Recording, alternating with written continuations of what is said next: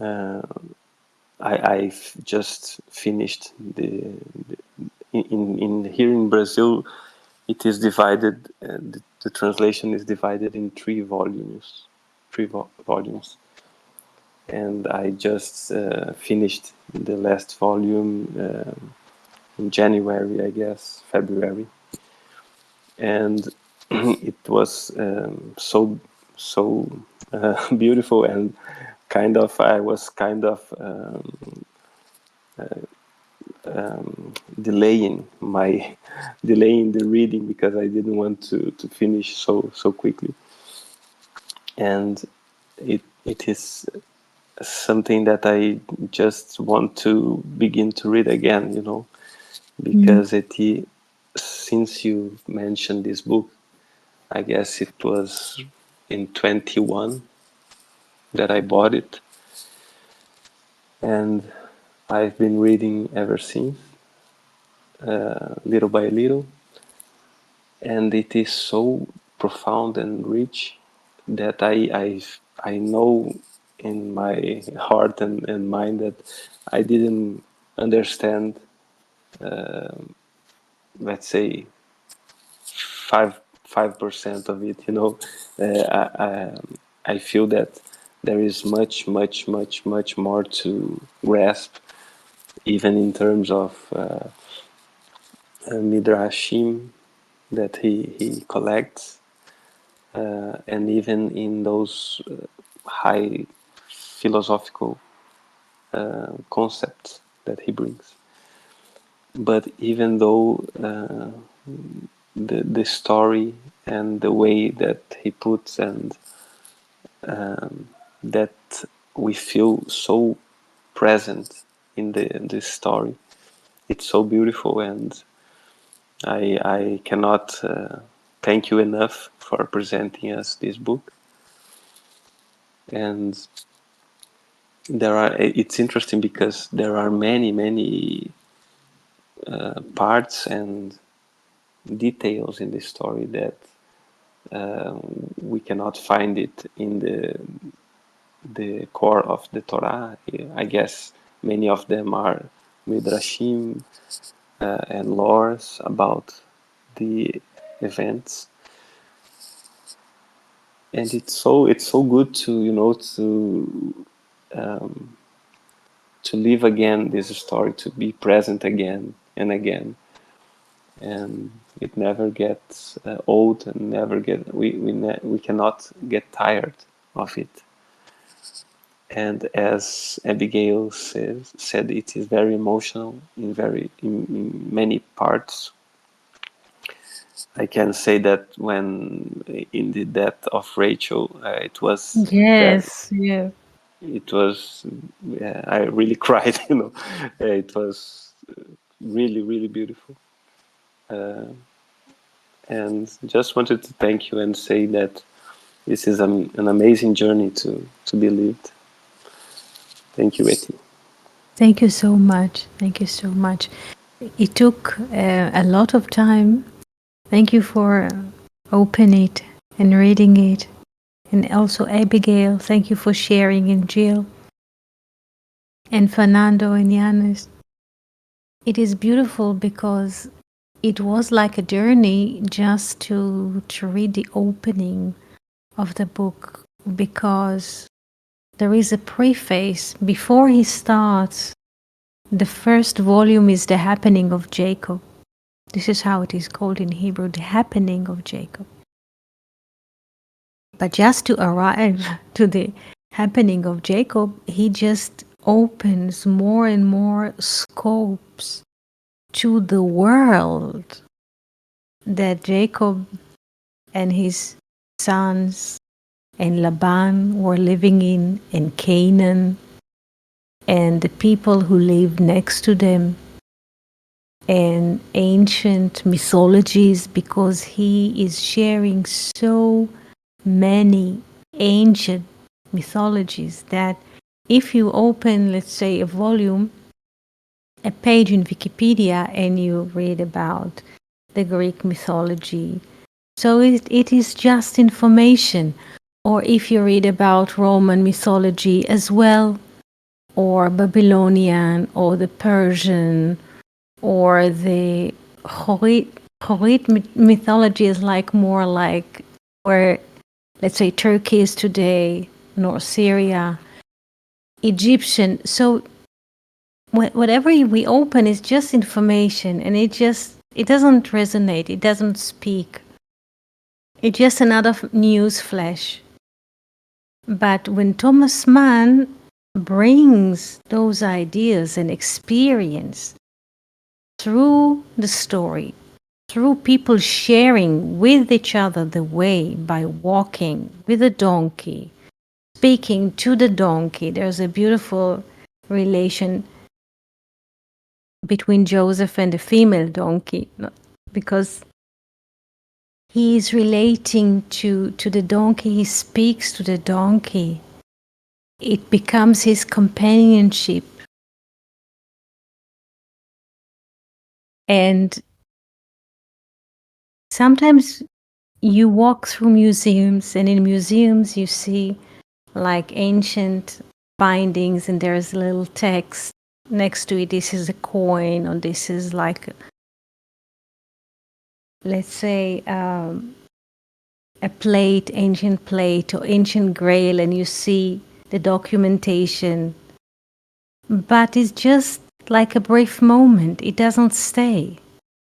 But when you read what Thomas Mann writes of how people are dressed and what kind of vessel do they hold in their hand, what kind of fashion do they wear, how they sew their hair, how, let's say, Pharaoh's wife is portrayed in her, so to speak, fashion. And you get a different window for not just for life in ancient times, but to how people live, because it's not just a mythology. This is how people live life. And in Egypt, people live very different life than in the land of Canaan. And the way they speak, and the way they communicate, and the way they relate to each other, because there is no filters like today. There is a phone, if you get a connection or a number and then you send a message, so everything goes through filters. But in the book, when you see someone like walking in the desert, you see a figure moves through the dust, and this is from this, how shall I call it, oh, he is moving, because there's also a notion of Fata Morgana. When you walk in the desert, do I see? I don't see. I imagine. It's too hot. And a figure appears from the mist, and immediately what happens in the mind of the one who sees it, how does he relate to it? Is it positive figure? Is it negative? Where do they come for? Where do they come from? What do they want? Are they caravan of merchants? Are they armed? Do they want to kill us? It is for in every moment, everything. It's in the Middle East as well. Every moment can be volatile, and it just weaves beautiful into the story. How when they cross the desert on the way to Egypt, from Gaza to Egypt, there's like they go to the deep desert, and there's a stage in the journey that they look around in the sand and they see just skeletons and bones of dead animals, meaning they did not survive. It's a very surrealistic path of the way that everyone needs to cross, and this is the first question that Joseph inquires Judah when he meets the brothers in Egypt. And Judah and the brothers, they don't know that they meet Joseph, and Joseph is speaking to them, because he also is looking very different. He holds a napkin over his mouth, and he is just inquiring them, how did you walk? How was the way of crossing the desert? Because he knows it's very dangerous to cross the desert. And when Joseph is crossing the desert, he's just 17-year-old kid with a caravan of merchants, and there's like an ancient man there. He knows the way. He's coming all the time to Egypt and from Egypt, and he knows the way and he leads them, and he knows that not everyone can survive the way to Egypt. There are so many dangerous moments on the way. Therefore, when he finally sees the brothers, and he's so shocked when he sees the brothers, he's overwhelmed because he noticed that they aged instantly. They instantly aged, and he's just according to what he remembers from their youth, their qualities, he managed to detect which one is which. And he asked Judah, "How did you cross the desert? What happens when you? What happened to you when you were exposed to the dead bones of humans and animals in the sand? Because it's many days to cross this way."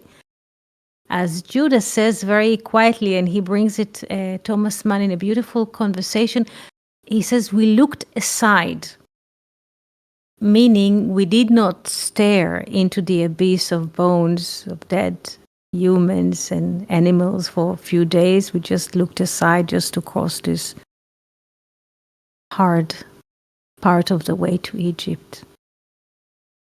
It is beautiful. It is beautiful. Because there's a lot of tension also in his writing, not just like beautiful dialogues as Abigail described. There's a lot of tension because there's a lot of going on, also Felipe says, because it's not just to the point, because sometimes when you see movies or you read contemporary literatures, everybody's just go for what they want. It's not. It's going in such a way, in such a hollow. What is happening? Because when you read, also there's this amazement. What is happening here in this paragraph? What is happening? Who is what? Who speaks to whom? What is the conversation about? Like when Pharaoh opens this great speech to God, describing how God is beautiful and creation is marvelous, and he's just going on, speaking on every ant and every little butterfly, when Joseph is just standing there, and Pharaoh show compassion to the animals and to the insects, but he doesn't have compassion for Joseph, because in front of the king you cannot sit. You just have to stand.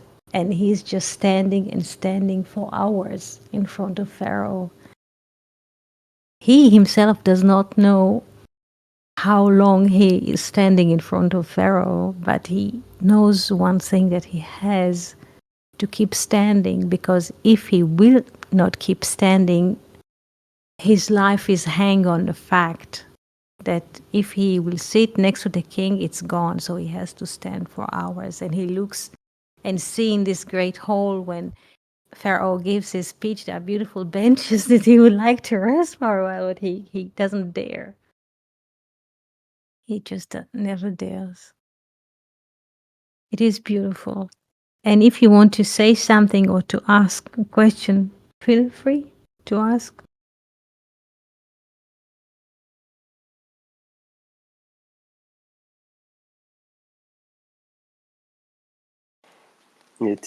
There are Yes. many passages that they have such an interesting, fantastic description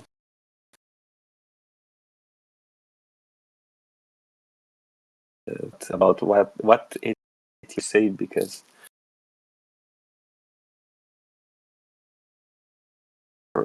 repertoire about these lores and so. And one that I just remember right now, it's interesting when Joseph, the Potiphar wife, is so she's so madly in love with Joseph, and she cannot help herself. And it's interesting how mercifully Thomas Mann describes her her miserable situation, standing as a victim of this uh, powerful and this kind of magnetism that has Joseph has. And Thomas Mann kind of tried to explain how it was impossible for her, to be in that position.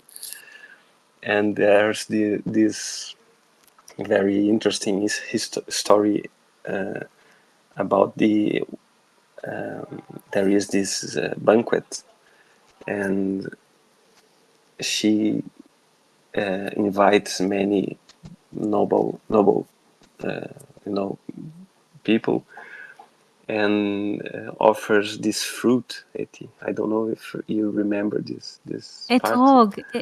Etrog. It's like a Oh, lemon. Yes. it is the Etrog. etrog. I was Etrog. thinking what Citrus. fruit it. Yes. Yes, Yes. yes, the Etrog. Pesach fruit. Sukkot. Sukkot. Yes. Sukkot fruit. Yes. Yes, Sukkot. and she gives these very sharp knives for everyone. Yes. And suddenly, when Joseph comes in, she proposed to everybody to cut the fruit, and people just cut themselves, right? Yes. Yes. It, They got. Uh-huh. it's very interesting, and I think there is a lot to say about this lore. I just wanted to ask, is it a lore, a Yes. midrash? Yes. It is. Yes. It's midrash. Yes. She wanted to share with her friends, colleagues, or maids. How does it feel to be unable to be related in such a moment? So she invited the maids or the friends or the distinguished guests into the hall, and she gave each one of them the fruit, is it citron or etrog, or and she gave each one of them a knife, and she asked them to peel the citrus or the etrog while Joseph was entering the hall. And once they laid their eyes on Joseph and they were holding that citrus in their hands and peeling it with a knife, they cut themselves and they were bleeding while seeing Joseph. She just wants to show them what she feels, to demonstrate, because you can say many words. Shalom, Cindy, happy to see you here. You can say many things, but she gave them this experience. How does it feel? How does it feel? Fernando, would you like to speak about this lore, symbolically?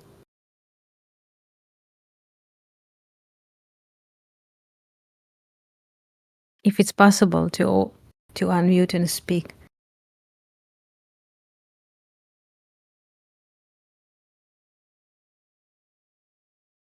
Felipe, when you were reading about Potiphar's wife, what was the impression that you had from her relation to her husband?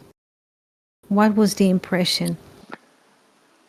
It was a kind of formal relation, like an arranged marriage, if I speak correctly, like something that she was in a duty, in a sense of duty with her own, let's say, honor by being a member of the um, she was a priest, like a priestess, and I think she's described as she didn't had much attention of, if I remember that.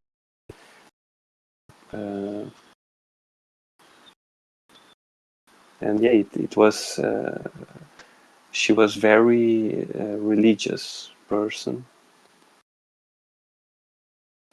I remember well, with ancient traditions of Egypt. Like she was kind of friends with another priest that was um, more close to the ancient uh, Egypt tradition, let's say, because there is this interesting movement in the book that Thomas Mann describes the new pharaoh as a young person, young man, that he's like he's bringing the new, let's say, the new gods of Egypt, and there is this counter movement, let's say, this for pro ancient god, I cannot Yes. speak properly, but she was related with this more orthodox way of relating with the religion. I don't know if I've answered what you asked. Yeah, thank you. Thank you so much. It's very interesting, and I thank you for each sentence that you share with us, because each and every one of us brings a new perspective and shines like from a different angle the story, because it is so deep. And I'm reading this book for years, and it just always comes as it comes. Yesterday I was reading that in the beginning, when Joseph is brought in front of the king, so to speak, Pharaoh, Pharaoh looks at him like a fortune teller. But we say in English, fortune teller. He uses, Thomas Mann, a biblical word for a magician. And this is how Pharaoh, I'm trying to write it now, Id Oni, I'm trying to opposite here the languages, Id Oni. So Pharaoh speaks to the people in his court, and he says, look at this Yid Oni. Yid Oni is like people who get information from nowhere. It's not prophecy. In the Bible, we find that it is forbidden in a way to do this. Yid Oni comes from ladat, to know. It is like it is, but the Bible forbids this. It says to people, don't go and look for knowledge, and don't try to seek for knowledge in the hidden. This is what Yid Onim, let's say also King Shaul, yes, he went to ask the Yid Onit to go into the underworld to bring information. So Pharaoh calls Joseph in the beginning. It doesn't call him. It doesn't have a name for him. He just says to his friends or people around him, look at this Yid Oni, this one who he has like magical thinking, with his harp in his hand, with a harp in his arm. Joseph with a harp, who usually is associated in your inside with a harp.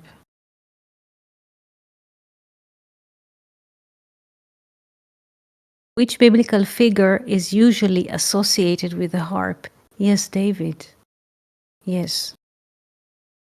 And Pharaoh looks at this dude, at this guy that was like brought from prison, from the pit, because the prison is Egypt is another pit. Joseph in his life were in so many pits in very, very tough conditions, unbearable conditions. And he was just brought up. And Pharaoh speaks to the guest, look at this one, this Yid Oni with a harp in his arm. And at the moment, I said, usually David is associated with the harp, and I was thinking about the two kinds of Messiah. There is Mashiach ben David, son of Joseph, and there is Mashiach ben David, son of David, and there is Mashiach ben Yosef, son of Joseph. Have you heard about two kinds of Messiah before? Yes, in the book of Zohar, Fernando? Yes. No. There are two kinds of Messiah. Mashiach ben David, Mashiach ben Yosef. Yes, yes. And the harp here caught, because the harp is usually associated with David, but once Thomas Mann wrote that Joseph was holding the harp, yes, yes, yes. So the living one is Mashiach ben David. There are two kinds of Messiah. One is associated with the tree of life. This is Mashiach ben David. Another one is associated with the tree of knowledge. This is Mashiach ben Yosef. One second. It's very interesting.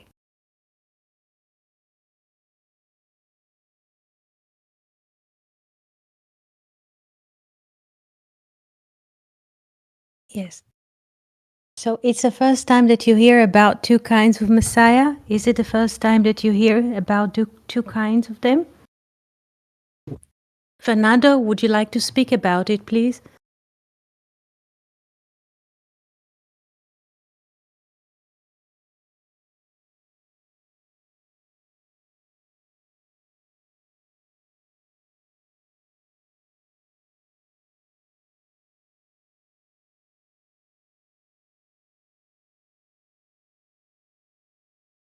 I think you're muted.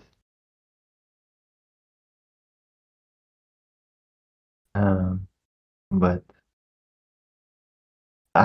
Yeah. okay, Yes, can you hear? yes, now I can. But I can remember, yes, the book of Zohar speaks about two messiahs, and this is quite beautiful. One came from lineage of Joseph, and the other one will come from the lineage of David. But the book of Zohar, if I uh, this is my interpretation, and you can discord, all right?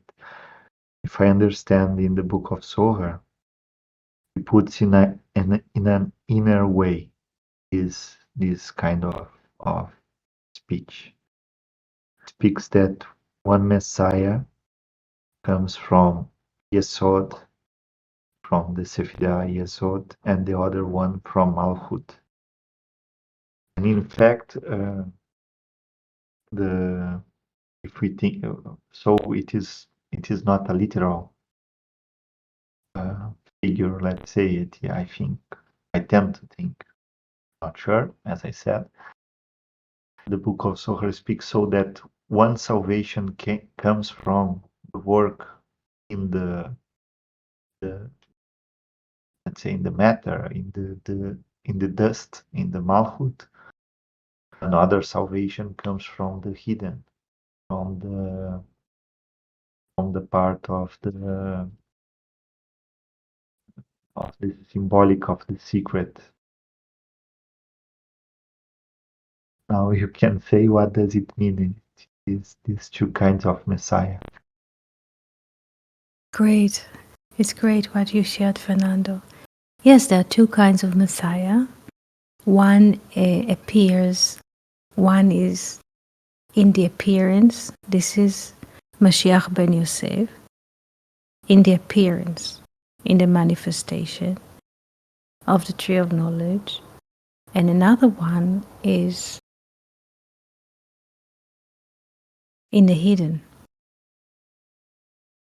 Son of David, Yes, you mentioned before previously Yesod, the foundation.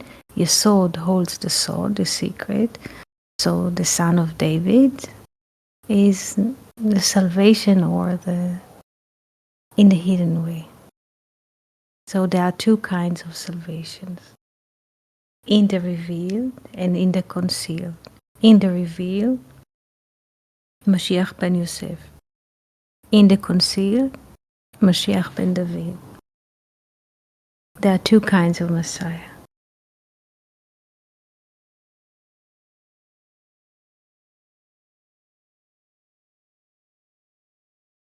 It's genius just to this one detail, like Felipe said before. It's just with one detail, using it in a combination, and suddenly he binds Joseph with David, and those are in a way not two. Like they say in the prophet, and one day you will have both sticks in your hand and they are one. So this is non-dualism. That not that there aren't in a way two kinds of Messiah. What does it mean that there aren't two kinds of that there aren't two kinds of Mashiachim? What does it mean that there aren't any two? What does it mean when we say that really, profoundly, there aren't any two kinds of Messiah? What does it hint at?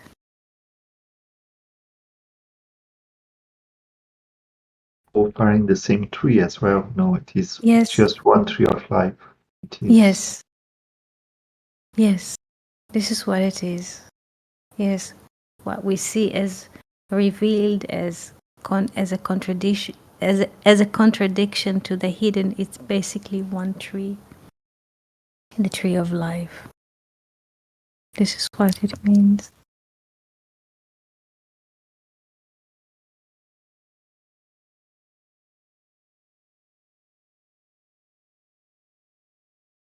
Any questions that you would like to ask Fernando about any passage you were reading? Yes, just maybe like a coincidence, but this morning I opened the Shamati again, and I was reading about Joseph, and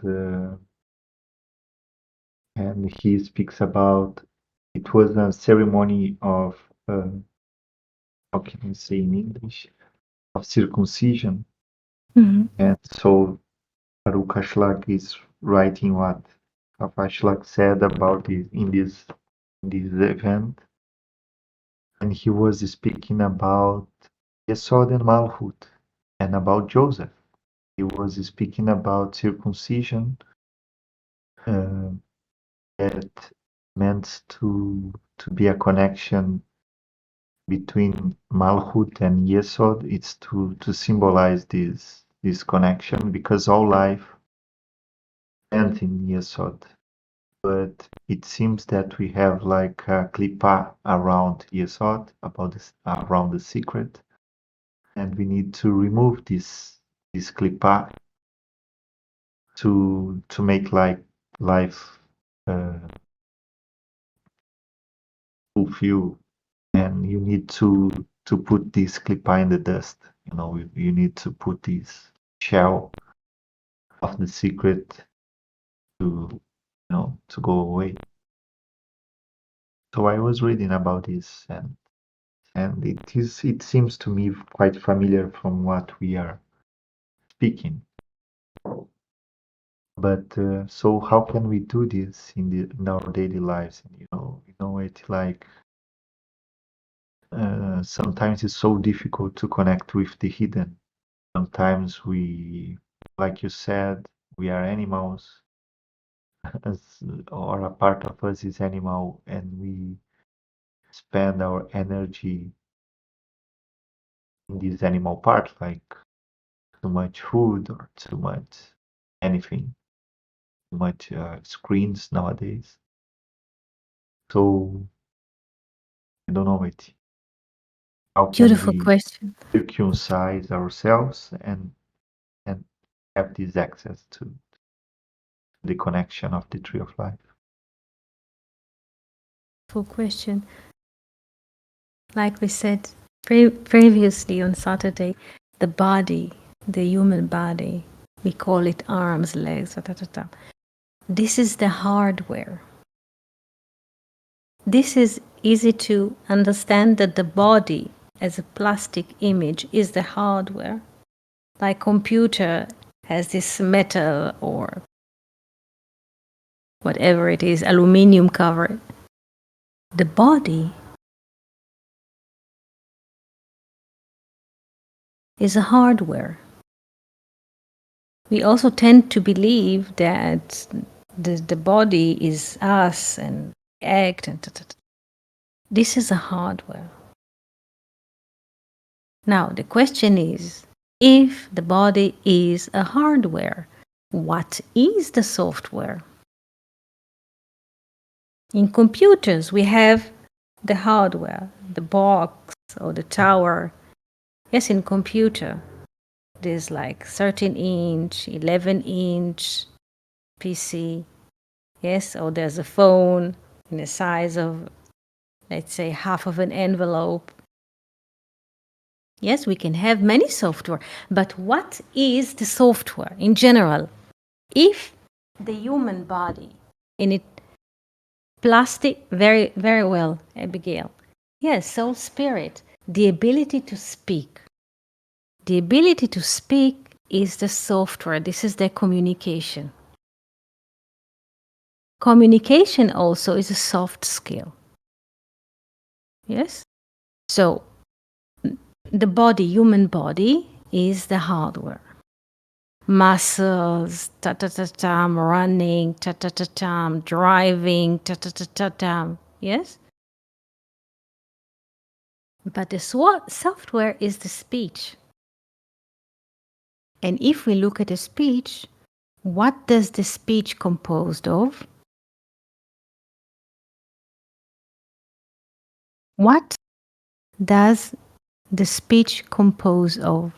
Fernando, what were you reading this morning? Yes, from Rav Ashlag. The speech. What is a speech? Yes, Yeah. Fernando? Yes, from the soul, some we Yes, can. but what is it if we break it into pieces? The speech is composed of what? Speech is composed of words, of Words. breath, of of emotion, Yes, many things. yes, yes. So the word, again, is a software. The speech is a software, which is being hosted on a hardware, the body. This is why Abraham is circumcised at 99. And Fernando was asking about circumcision. We believe that we are so strong, that we have the capability, the body can run, the body can function, can compute, can appear, can dress, can impress, and so. And then comes, in a way, the request to circumcise oneself. You are not your powers. Power Rangers. Yes? Yes, this is it. No. At the beauty, the crown, so to speak, of this hardware is the software. Yes? And what is the software? The word. The word. It is inner. It comes from the spirit. So, and Fernando was asking, what do we do? Because this is how life is running. People go to work, they need to impress, they have to appear in meetings, convince people to sign contracts. God knows what people have to do these days. So, how to circumcise oneself? It's just having a space, yes, for to speak about the softness in life. It's about literature, poetry. It's not about the mechanical of how many cars do we have, how many flat wheels we have to exchange every week, every month, every year. To speak about those soft parts. It's not even parts, because it has nothing to do with parts. The speech or the word is something which is unbreakable. Someone can walk on the street, fall, slide on a banana shell, and can break his arm, yes, his leg, his bone. He has to go to hospital to put a cast. This is a hardware. Yes, the body is a hardware. But the word can never be broken. You can never break a word. You can never break the spirit. It is unbreakable. And this is basically what Abraham is asked to do when he's 99. And if you look at the word yedi'ah, which is encounter in Hebrew, yedi'ah, has the value of 99. And what is the crown that he is receiving at the age of 99? 99 is also the difference between heaven and earth. Shemaim, heaven, earth. The difference between them is also 99. So what is the crown that he is crowned with at the age of 99, which is Yedi'ah, encounter with the word? We call it circumcision. But to remove this skin, or to remove the tissue that fence us, yes, in the hardware. Once there is a removal of this veil, that we are only the hardware, we discover that we are not the hardware. It drops, and what is left is the oneness, the software, the word, the spirit, the unbreakable, the one that never been born, the one that will never die. It is very simple.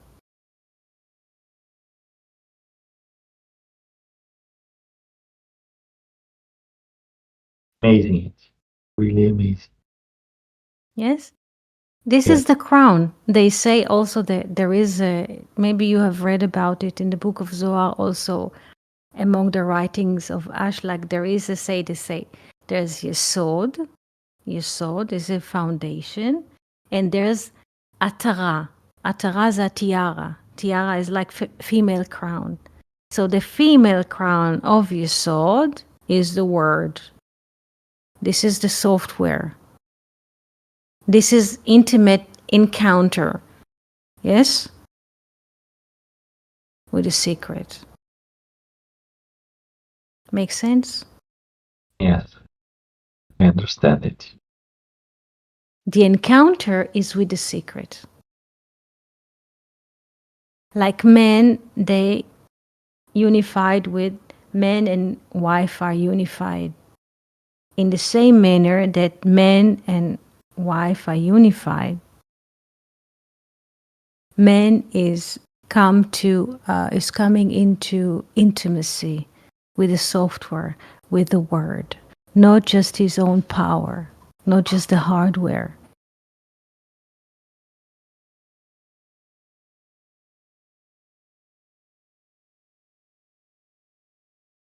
Yes.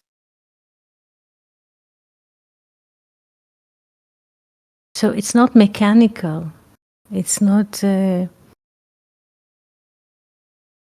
because usually how everything works on a hardware of how fast the car is driving, yes, how fast the ship is traveling in the seas from Haifa Harbor to New York. In our days, it's only 8 days crossing the Mediterranean and the Atlantic, only 8 days.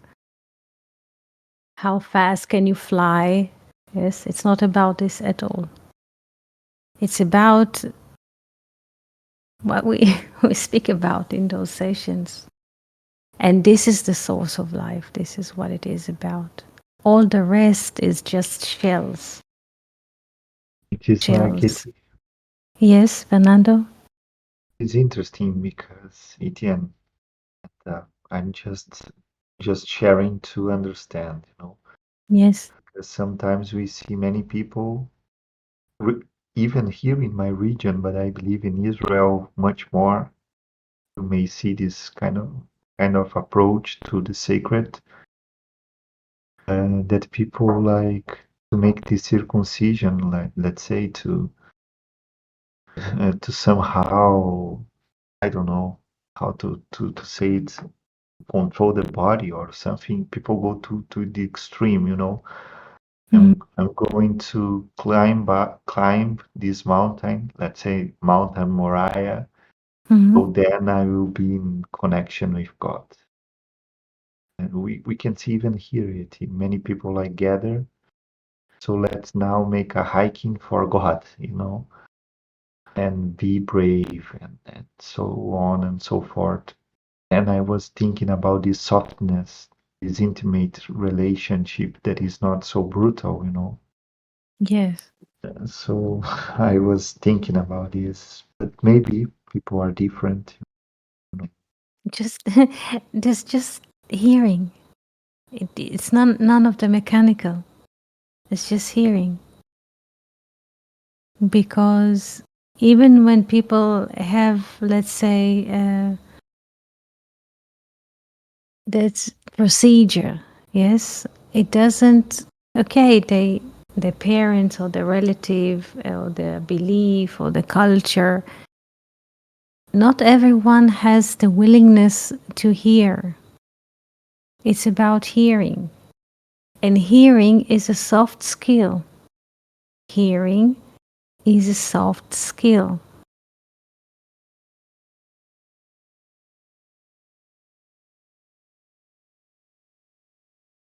Yes, thank you, Cindy.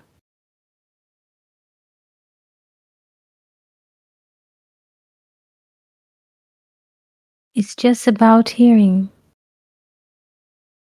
that those worlds are existing because seeing is a very hard thing. Yes, is very cognitive. It's just you look into a wall. Hearing is completely different.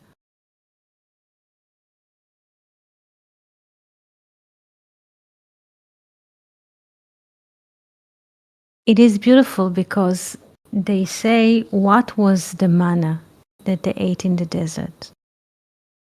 And because everybody tries to look in this prairie in the desert which plants can grow and they can nourish people, this herb, the other bush. Rashi says beautiful thing about the manna, that it is not to be consumed in the organs and processed. The manna is not to be consumed or processed because usually when we eat any kind of food, fruit or bread, and it goes through the digestion system, there is a process. And when the extra, the body use what it is uh, using for its vitality, but the extra goes as an extra outside of the body. But the manna, the bread's knife, how do you say? The bread's knife, lechem abirim, is not to consume by the body. Meaning, the manna is not a physical nourishment. Because any physical nourishment is being processed, what is needed will be used, and the rest will go extra outside of the body. But not the manna. It's not processed or consumed by the body because it is the word. It is the word. And why do they need to to have encounter with the manna in the desert. In the desert, this is the world of duality. Bamidbar, in the desert, is 248, is a dual number, even number. There's always quarrels, conflict. And the only thing that puts them on ease or balances them is the word, is the manna. Again, not as a physical nourishment, but it is easing their mind.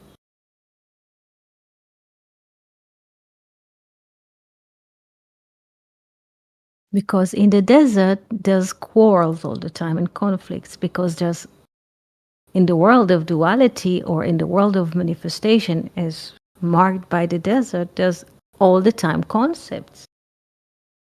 And each concept is attacking the other. Now this Nechashim Seraphim, now this there's no water, now all kinds of concepts. And comes the manna to ease people's mind.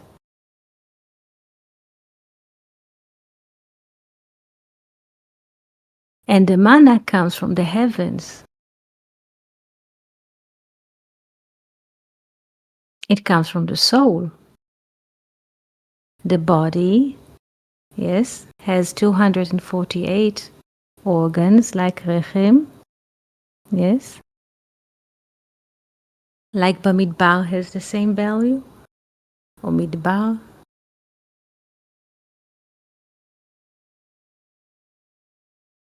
And there's always struggles, and the only thing that puts us on ease, this is the speech, the word that comes from the soul.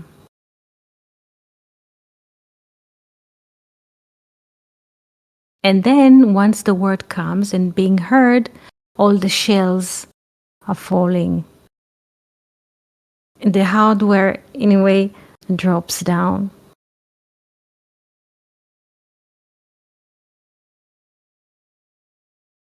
The sense of me, the sense of my life, my name, my career, all of those like external constructs really are not needed.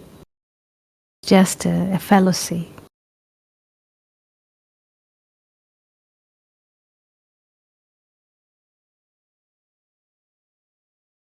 So what is the tiara? Yes, tiara of a man, because we usually say, yes, that man has a crown and a lady has tiara. But what is tiara of a man? Of the most beautiful garment of a man is word, the divine word.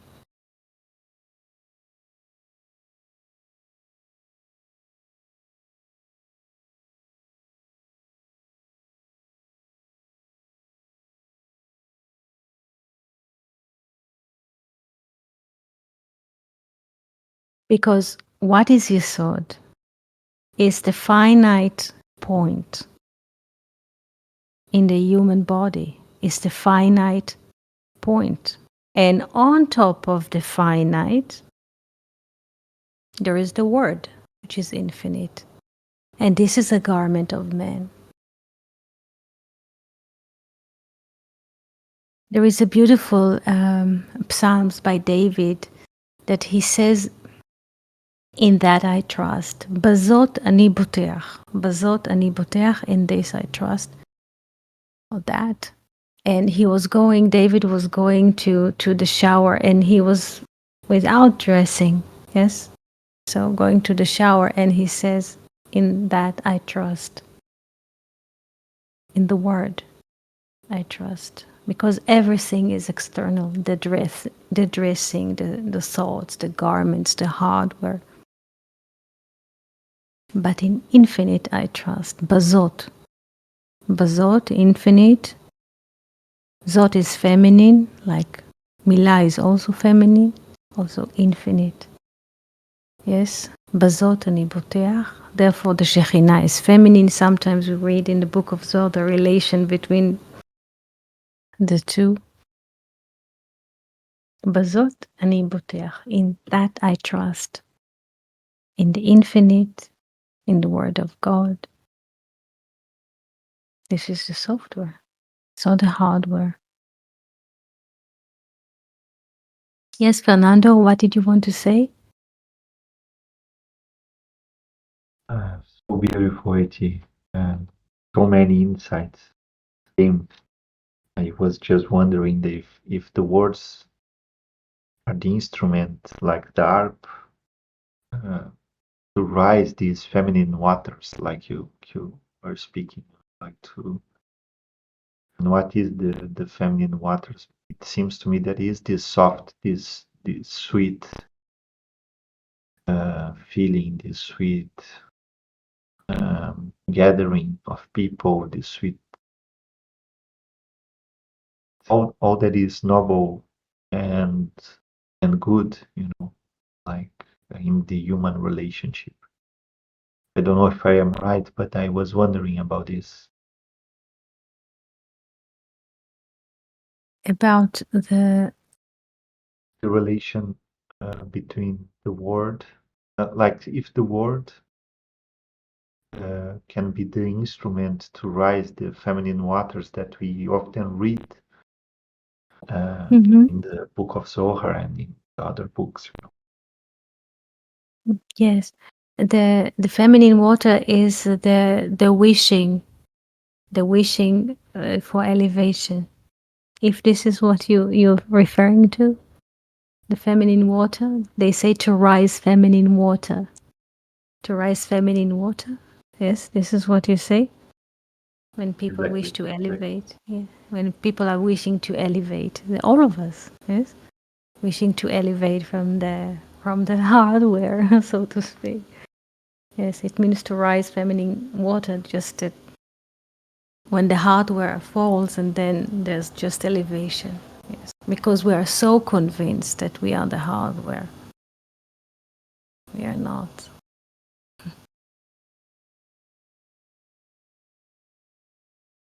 Any question?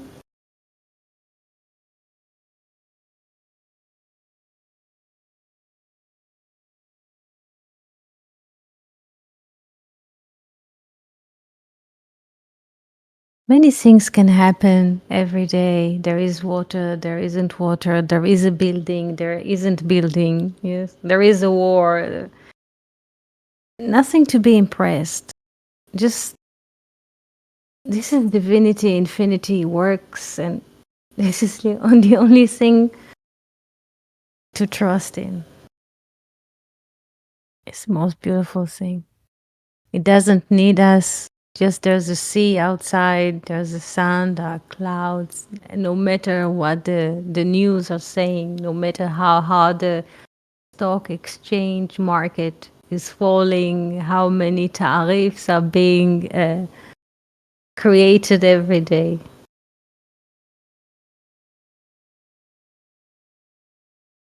Thank you. Thank you, Jill. Thank you, Jill. Thank you, Yanis, Fernando, Felipe, Abigail, Cindy, friends on YouTube. Thank you so much. Keep reading and writing and asking questions.